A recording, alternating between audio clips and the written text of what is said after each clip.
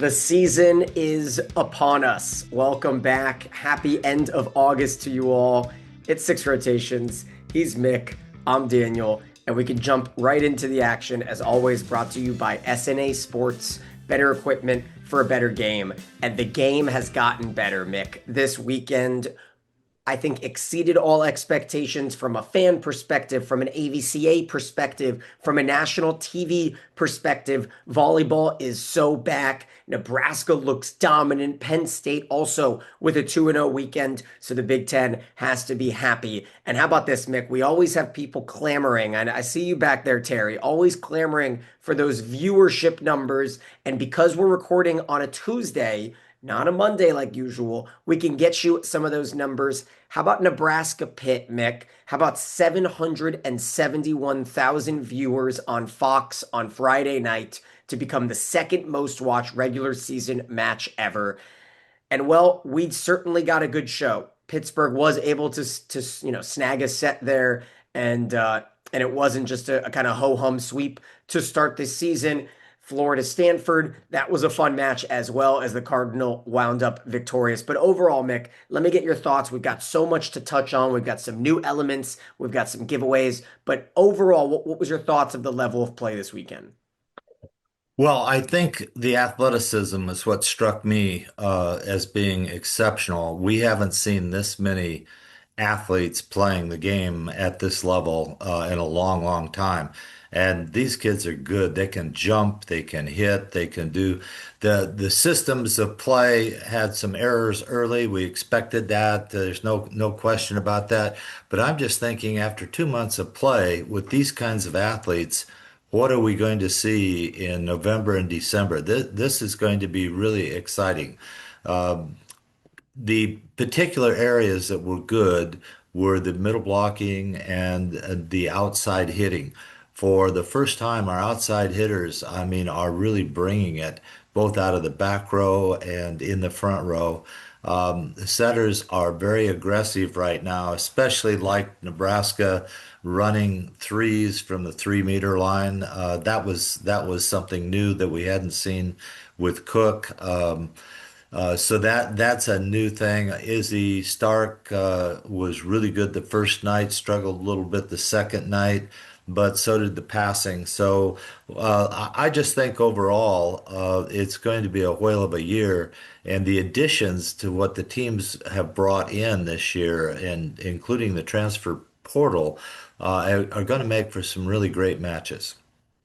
Yeah, let's go ahead and kind of jump right into it, Mick. The weekend started at Pinnacle Bank Arena in front of a sellout crowd of I think it was over 15,000 in Nebraska. And the AVCA got a great representative in this entire tournament. And they were able to have Fox and ESPN holding hands, which is certainly a rare feat. And the AVCA logo was promptly, and of course, we are as close to an AVCA show as it can get. They are certainly some of our biggest fans. And so we loved to see that.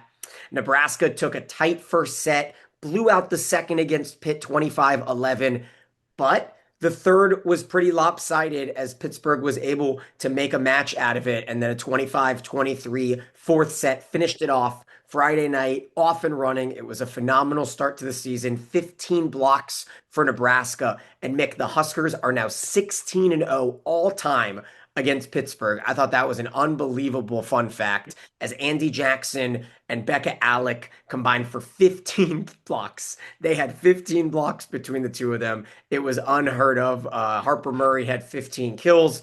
Olivia Babcock with 21 kills, but she had 14 errors. So the season starts. We obviously know that Nebraska would then dismantle Stanford on Sunday, as the Cardinal didn't even reach 20 points. So let's get all the Nebraska talk off the top here. What do you feel like when you watch this team? Does it feel like the best Nebraska start that we've had in a while? Yeah, and I think we kind of expected that a little bit. When you change coaches, you have a lot of returning athletes. It kind of gives a charge to those athletes, something different, different kinds of practices, different things said in the huddle. It's all of us a stimulant. And so I expected to see Nebraska really popping out there, and they did. Alec really was getting the ball much more than she's ever gotten it in the last 2 or 3 years. Bergen Riley, I thought, made a lot better decisions. Andy Jackson off of the 1 foot would cause me to think that the back row attack should be a little bit more towards the center of the court rather than over the top of the 1 foot. But a lot of that stuff they'll work out and they'll get there. I think Landfair was one that didn't do a lot hitting, but did a great job blocking, and probably should get credit for that. But she's going to get pushed by the freshman Singler, who plays for her in the back row. So there's some things about Nebraska that are going to possibly change and possibly cause them to even be a little bit better. Well, we get to see them match up with Kentucky on Sunday in the what's it called, the Broadway Block Party that is hosted by Vanderbilt. So that'll be this weekend in Nashville on ABC on Sunday. Nebraska, Kentucky should be a lot of fun. And Mick, we are starting something new this season. We're doing our six rotation team of the week. We did have some confusing emailers try to understand, and what we're going to try to do is Mick and I will have our team of the week that we'll come up with separately. It's the two best outsides, the two best middles, best opposite, best setter, best bro from the weekend, not on the season, just the weekend. So maybe a player from Texas Rio Grande or something. You never know. Someone might go for 40 kills and they might work their way onto the team of the week. I'll tell you what, I've got a lot of Big Red representation on my team of the week this week. And so that's kind of the best idea that I can give the fans. We had someone kind of send in a team of the week that included a player from Kentucky. And I responded, I said, Kentucky didn't even play this weekend. So You Brooklyn, lose. Brooklyn Delay can't quite make it onto this week's team of the week. And so we'll kind of touch on that, I think, after we break down these matches. But Mick, Saturday night comes, and the downside, I'll just get this off the top. The only negative opinion that I have on the weekend, and I hope it's more of a criticism than a complaint, is if you're going to have these massive opening events on a host site, whether it's Louisville last season or Lincoln, Nebraska this season, I just want one match the first night. Just have the host team play. Just give me Pittsburgh, Nebraska. Have it be a sellout. Have it be phenomenal. And then stack the matches over the next couple days. The problem is Stanford plays Florida in a top 20 matchup, and the crowd is empty because everyone came for Nebraska. The match went late and the fans filed out, and you get that awkward look where all the fans section that is showing is pretty sparse. But regardless, it was a pretty good match on Friday night, wasn't it? Florida took that first set, and everyone's thinking, "Ooh, I'm getting texts. Gators look legit." You never know. Stuckey's back. Jordan Bird, that transfer from Texas we talked about that did not play at all due to injury. She looks explosive. The Gators could not hold on, though. Bird did have a phenomenal match as Stanford backed Elia Rubin. I think Jordan, yeah, she had 17 kills, but the Gators could not get revenge from the NCAA tournament. What do you think about Stanford, right? They have the ups and the downs. Kevin Hambly working with a two-setter offense for the first time since 2008 when he was the coach at Illinois. Yeah, he may not be able to do that simply because he can't score enough points. Usually, when you use a two-setter offense, and I think I might have been the last one to do that and win the national championship, you have to have opposites that can score. And that's why you do it, because then you have three attackers, big front line. And what's happening is that against the big block, neither Kurt or Elia Rubin could score against the big block. Now, I thought Rubin did a good job in cutting down her errors. That helps Stanford a great deal, but they need to score points, and she may have to become a hitter out of the back row to really help them score points that way. But they've got some problems in that they've got to figure out how to score points. I like the freshman in the middle. Sawyer, I believe, or Sayer in the middle, who's really swings at the ball nicely. She's got some blocking work to do. Andrews was good in the middle, but they're going to have trouble scoring points. They scored 16, 15 points the first night per set, but only 10 points per set in the second night. And that's what he's got to figure out. I like the freshman setter. I think she's good. Yu is maybe a little bit better setter, but the freshman setter that he used in hitting in the front row and then setting in the back row, I think she's got some work to do as a freshman. So it's going to be interesting. And the talk is Stanford going to be really penalized by the portal because they can't seem to get their university to open up admissions to portal athletes late. So that's going to be interesting to see how well they can develop athletes. And you may not see Stanford at the top level until October, November in that area because they're going to have to really work hard in the gym. And I think we'll learn a lot about Stanford when they play the middle of the pack in the nation. And that's kind of what the ACC represents, aside from the very tip top of that conference. And so this weekend, Stanford travels to Long Beach State on Friday. That should be a good barometer for where the Cardinal lie. Obviously, they didn't even get to 20 in any of the three sets against Nebraska, but that's on the road coming off of a big win. So we move on to Saturday, and history was made, Mick. Vanderbilt played volleyball for the first time since 1980, and they won the first set against Kansas. And that was a fun start to our Saturday slate. It was an afternoon matchup. Vanderbilt, Kansas battled into the fifth set as Vandy pulled away with a tight third set. Kansas bounced back with a big time fourth set. And then it was all Matt Ulmer and the Jayhawks in the fifth, Mick. 15-4 the final in the fifth. Reese Patak, the MVP in the middle for Kansas, 15 kills, 7 blocks. As Jackie Moore, one of those seniors for Vanderbilt, had 17 kills out of the middle, hitting over 300. For the most part, it's a historic day. Hopefully, Anders and his squad can bounce back and kind of continue the good vibes. But for the most part, I think Kansas is as good as we thought they might be. And then they go and they battle Penn State to 5 last night in a tremendous match where they had a match point in the fourth. What are you looking at when you see Kansas and the squad that they put together?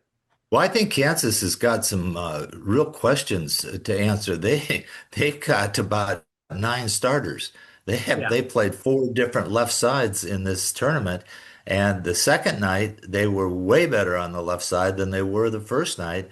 And those kids are athletic. They have 4 really good athletic left sides. I actually like the 2 against Penn State an awful lot if they can produce like that. The Serbian on the right side, help me with the name, Nope, Zelovic. not gonna help. She the 6'7" kid, she really got into it, and I like the setter. 2 different setters. They set the second setter, the senior, the second night. She really knew how to set the serve on the right side. She really hurt Penn State over there, and so I think Kansas has got a chance to really battle in the top 8. Actually, if they can decide on a setter, if they get their outside straightened out, and if the freshman 6'7" right side player keeps developing, that's a whale of a team. And so they've got some nice options there that I think I was impressed at also some of the digging that they made. They made some phenomenal digs on some great shots by Penn State, and Penn State was just over there shaking their head. They said they're bringing it up again. So I think Kansas is a team to watch. I think Kansas is maybe the team to beat in the Big 12, potentially. It's hard as a first-year coach to put that on them. I know the conference voted for BYU, but I think Kansas looks like a team you got to worry about. And don't forget Arizona State. We get to see them this weekend as well up in Pittsburgh. Should be a fun little tournament with TCU, Arizona State, Pitt facing off Sunday and Monday. Those 3 teams will tangle. It's going to be a great Labor Day weekend for the sport as we kind of move on into the defending champs and dissect Penn State. They swept Creighton impressively on Saturday night in Lincoln. Tight final set, 27-25. The Battle of the Martins. We got Kennedy Martin, we got Ava Martin. And while Ava Martin had a better match, Kennedy Martin hit 344 with 14 kills. And we got to see Jillian Grimes in full action. She had 5 digs per set, matched pretty evenly with the Wisconsin transfer Sage Damro, who also had 15 digs in the three-setter. But Mick, Penn State, when Caroline Juravicius can play like this, Maggie Mendelson is starting to play up to her potential, the Nebraska transfer in her second year in Happy Valley. I'm liking what I'm seeing from Penn State. And we had Izzy Stark on the show. We had some people chirp us about this six rotation curse last year. And I'm proud to say it is a thing of the past. Penn State had a perfect weekend, 2-0. There, no more curse. Curse is gone. Well, maybe, but Izzy had to work double hard because of the passing, and Penn State has got to figure out the left side's passing. That's the place where all the balls are going to go. They're going to attack the left sides. The left sides have to score better. Juravicius can score, obviously, if it can keep her in system. Out of system is not as good. The transfer from Selman, I believe, the transfer from Ohio State is out there also. Yep. She she's got one shot, and that's high and hard, and she's going to have to develop there a little bit. I think Penn State's going to be up and down until they get this figured out. They can't rely on Martin. Actually, Martin in the second match, while she had 20 kills or 18 kills, scored 20 points, she actually gave up 16. And so she's only a plus 4.5 in that match. And that's a hard thing to stomach when you're only getting a plus 4 out of your best player who you want to be able to carry you. So that happened to Babcock in the first match for Pittsburgh. We're going to watch this very closely because number of kills is great, but number of points given also with that is what you have to watch. So her plus 4 is not really a positive in 5 sets there for Penn State. And we'll talk about that Penn State Kansas match to wrap up our weekend. But one more note on Creighton. I have no doubts that Creighton is going to demolish the Big East this season. They looked, I mean, they looked really good. And to get swept by Penn State is certainly no slight, especially with that tight final set.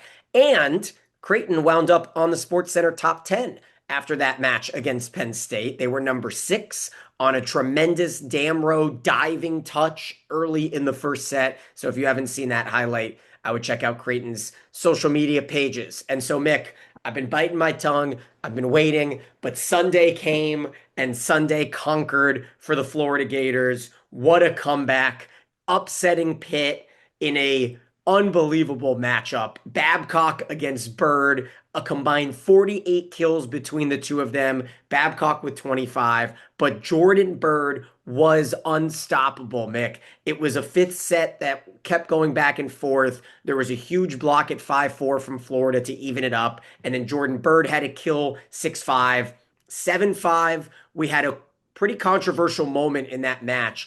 I thought, and I think the broadcasters and Courtney Lyle and Katie George thought that there was a clear touch that was challenged, was not called. The call actually was upheld. Crazy enough, moved the score to 8-5. The Gators would then relinquish the lead, have a huge block to tie it 12 all, and then it was Jordan Bird to finish it off. And Alexis Stuckey, she's a baller. Poor Taylor Parks. We got some emails about Taylor Parks being like, I want to see more of her. And if Stuckey's going to play like that, she is a gritty, gritty defender. Florida just didn't let anything hit the ground. Lily Hayes with over 20 digs. She might work her way onto my team of the week. I was so impressed by the newcomers. And Ryan Thies, everyone seems to love him. It seems to be a great addition to replace Mary Wise, who was there on the broadcast as a studio host there in Lincoln. Yeah, I thought one, Florida much more athletic than I thought. Two, much more disciplined than Florida teams of the past, especially blocking technique. Both Hudson and Bird on the left front cause, with August as the middle blocking out there, cause all the big right side hitters problems, both out of the back row and the front row. That's a shutdown block. That's a combination that's really good. And not only do they shut people down, they can score. So that's nice. I think Florida will get better because Ryan's teams have always been grinders. If you watched Marquette, they were grinders and they were really good when they got to the tournament because they knew how to play and play being uncomfortable. Other teams try to make them uncomfortable. Now Florida can make people uncomfortable and they can still play and be aggressive offensively. I like Florida being in the top eight also, and maybe sneaking into the Final Four this year because they've got talent. It'll be really fun to watch the SEC, and then of course all culminate in Savannah, first SEC tournament since 2005 this season, and that should be a lot of fun, especially in a bit of a neutral site. And it's not like Georgia, is dominating on the volleyball side. So playing there doesn't really give too much of an advantage to anyone. And then Sunday finished up with that Nebraska sweep over Stanford, quite ugly. We'll talk about that when we get to our team of the week, I'm sure. And then Monday comes and the focus shifts from Lincoln to Sioux Falls and the Sanford Pentagon and an absolute dandy. I would say the best match of the weekend, Penn State, Kansas. Kansas takes a 2-1 lead into the fourth. Penn State looks to be on their way to the fifth set, but Kansas claws their way back, forces extra points. I think Penn State had 6 set points that they could not execute on. And then Kansas had a match point at 26-25, but the combination of Martin and Mendelson, the two M's, I think Maggie Mendelson with a perfect night of sorts, 13 kills, 0 errors in the middle. Kennedy Martin, you mentioned the 18 kills. And Emma Selman did just enough. I think she had 11 kills, some errors. But when you can provide that 10 or more kill spot and you're the fourth option on offense, it's a good choice here for Penn State. They trailed early in the fifth, though, Mick, 4-1 Kansas. Were you watching? What do you think of that fifth set? Was Kansas did it let it slip away or did Penn State earn the win? No, I think first of all, let me say this. Kansas should have won 3-0. They had the first set. Penn State goes on a 13-2 run. That's the only way they get back into that first set. Kansas dominates set two and three. Penn State finally gets going in set four, and then in set five, Kansas had the ability. They just got too excited. It's like they hadn't been there before, Yeah. and they probably hadn't because they were playing a lot of different players. But if they had just been a little bit more patient, they would have taken that fifth set, and that points out to me that Penn State's got a lot of work to do. Kansas plays high level like that, got up. Now, can they play against normal competition and play that well? But those two left sides were pretty phenomenal. I got a big kick out of that and caused Penn State a lot of duress. But they didn't seem to panic, which I thought was really good. They kind of pride themselves in the fifth set matches. I think they're like 6-0 or 7-0 in five set matches. So I think it's just experience, and like I said, Kansas down the way when they get their lineup straightened out, they know how to use their players better. I think they become pretty darn hard to beat. Oh, I forgot to include Penn State in that great tournament up in Pitt this weekend. So Sunday, Penn State will match up with Arizona State on Fox. And then Monday, Penn State will face TCU on Fox. Now, very important note, I got an email last night from YouTube TV. If you have YouTube TV, there's a chance that we lose Fox starting on Wednesday this week. So hopefully by the weekend, there's some huge college football games. I think Ohio State, Texas is on Fox on Saturday. So hopefully YouTube TV can negotiate to get it back. But if not, be prepared to go to backup plans to watch those big Fox matches on Sunday and Monday. And so the weekend wraps, Mick, with I would say a decent four-setter. I thought Texas A&M was the better team for most of the match. I know that Logan Legnicki is legit, and then I got to watch her and say, yeah, we're in 2025, and Logan Legnicki is still legit. She had 22 kills. She hit 421 with another double-double. Emily Helmuth, the transfer, I think from Pepperdine, ended up playing pretty well as well for Texas A&M. She had 15 kills. And the Aggies and the SEC might have, gotten a huge boon this weekend with the Gators and the big win over Pitt. A&M went 1-0 with the win over Minnesota as Kaz Akpala had 8 kills, 8 blocks. And It was a late one. I'm gonna be honest, Mick. I fell asleep and I watched the end this morning, but it was a pretty clinical win for A&M. Yeah, and I think they're going to get better. You know, their systems weren't as good as I expected because they're playing with almost 95% of all of their scoring ability from last year. So I thought they would probably be better, but you got to remember that both Babcock, excuse me, and Lednicki played for USA this summer. Yep. So they played all summer. Now come back and got to start the season. You expect to have them have a little bit of downtime here to get their bodies back into this a little bit. This is hard to do spring practice with your college team, then go play with USA in the summer, then start again in August with your college team. Somewhere there's got to be some downtime for those elite athletes. So those two kids, though, performed well attacking. They just can't be expected to carry the whole show on their shoulders the whole time. Hellman's a key for Texas A&M, but so is Kazapala in the middle because she is a stud. And boy, when they connected, the velocity of the attack out of the middle had people ducking over there on the other side. So Minnesota, in all fairness, needed Woker, and I think I got that right this time. Yeah. She had a back injury and couldn't play last night, so they lost one of their left sides. Interestingly enough, though, the youngster that they replaced Woker with is a huge athlete. She jumps, she's athletic. When she gets her arm swing down and develops a little bit more, they'll have two left sides. I really like Hanson on the left side. She didn't play as well, but I thought she was trying to do a little bit too much. When she just plays free and lets that body snap, she is a handful, and I think she's a really good player to watch down the road this year. Yeah, so there we go. We had a great weekend filled with matches, filled with five setters, great four setters as well. And so, Mick, let's go ahead and hit them with our six rotation teams of the week. You want to go first? Yeah, I don't mind going first. I'll tell you right now, I was a big Izzy Stark fan, but I thought Bergen Riley had a heck of a weekend.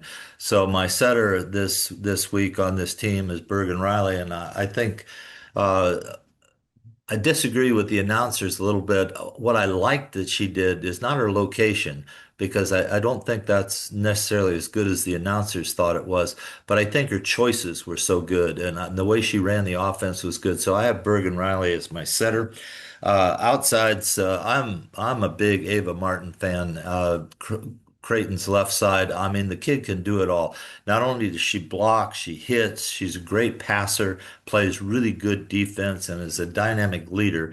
She's the one that showed up in the Final Four or in that game to get them into the Final Four last year. And if they'd gotten both of the left sides to show up, I think they could have made it to the Final Four last year. But Ava Martin's one of my left sides, and you can't not recognize Jordan Bird's effort this weekend from Florida. The left side, she not only did it one night, she did it two nights and went up there and really annihilated the ball, had good blocking, doesn't play in the back row, doesn't pass that well, but still her efforts got her and Martin, my two left sides. In the middle, I went back and forth. I liked Reese Patrick's Attack. Yeah. yeah, Pizak, effort from Kansas. However, after reviewing the second match that she was in, it kind of faded a little bit. We're on the Uh, same page, Mick. So far our teams are identical. Just want to let you know. oh, good, Just good. we're So I had to go with the twin Huskers Yep. actually in the Me middle. too. Alec finally got set, and what I liked about Bergen is that she gave Alec the balls.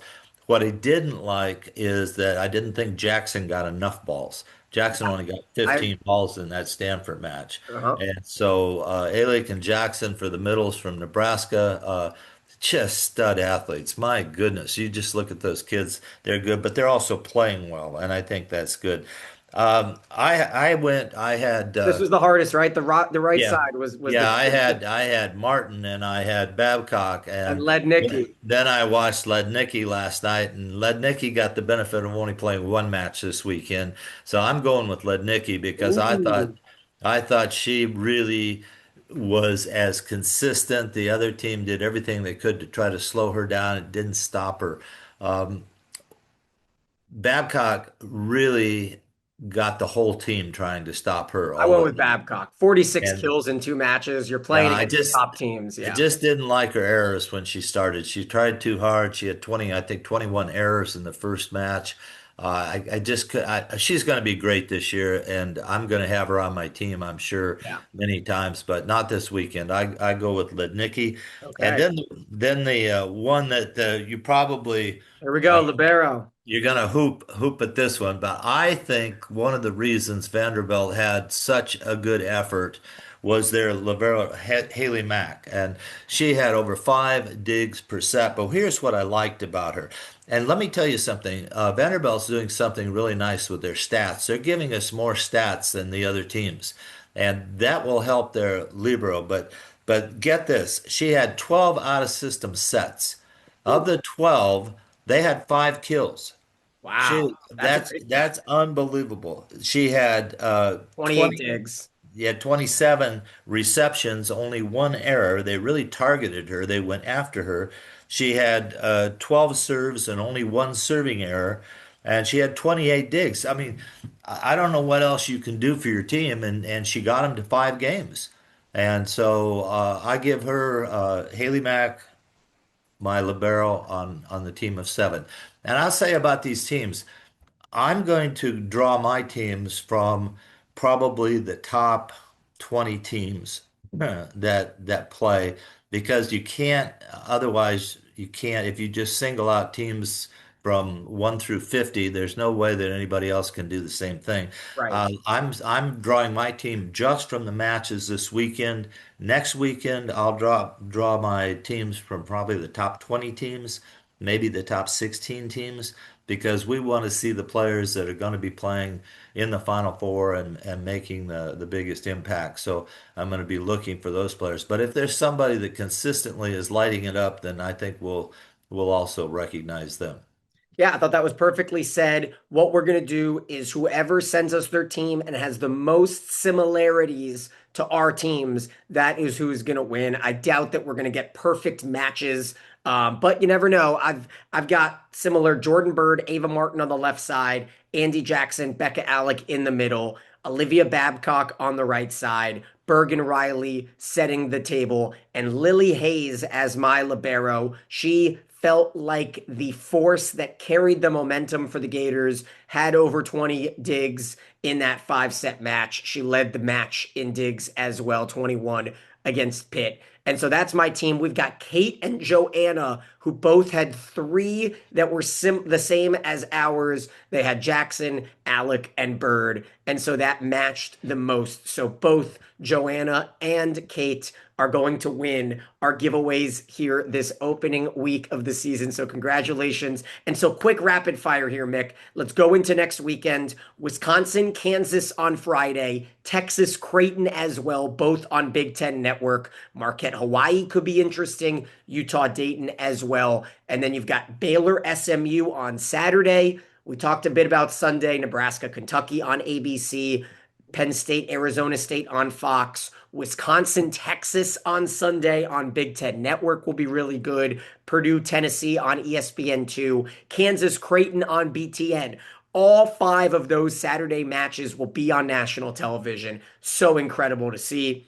And then Monday, a pair of good ones: TCU, Penn State, Arizona State, Pitt. And maybe keep tabs if you're on the West Coast of UCLA and Long Beach State. And Mick, I've got one more question for you here. Last thought. What did you think about the one timeout per set all weekend? That was a unique twist I wasn't prepared for. Actually, I liked it a lot. I thought it kept the game going faster. We had less downtimes.